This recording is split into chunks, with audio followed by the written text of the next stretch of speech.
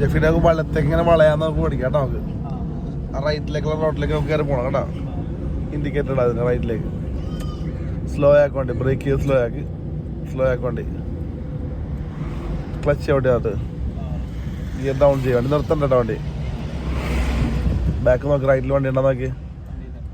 പതിയെ തിരിക്കട്ടെ റൈറ്റിലെ റോഡിലേക്ക് ചേരട്ടെ. ആ എന്നിട്ട് നേരെ ആയിരിക്കും.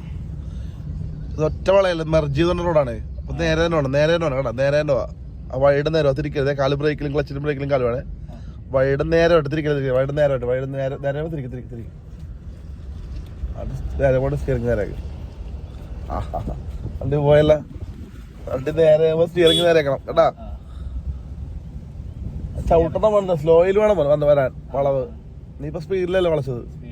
സ്പീഡിൽ വളച്ച് നമുക്ക് നേരേക്ക് എടുക്കാൻ പറ്റൂല കേട്ടാ. വളരെ സ്ലോയിൽ വേണം. ഞാൻ പറഞ്ഞ ക്ലച്ചിലും ബ്രേക്കിലും കാല് വേണമെന്നല്ലേ. ഒരു വണ്ടി അവിടെ നിന്ന് വന്നിരുന്നെങ്കിൽ മുട്ട ചെയ്യുന്നത് നമുക്കുണ്ട് കേട്ടാ.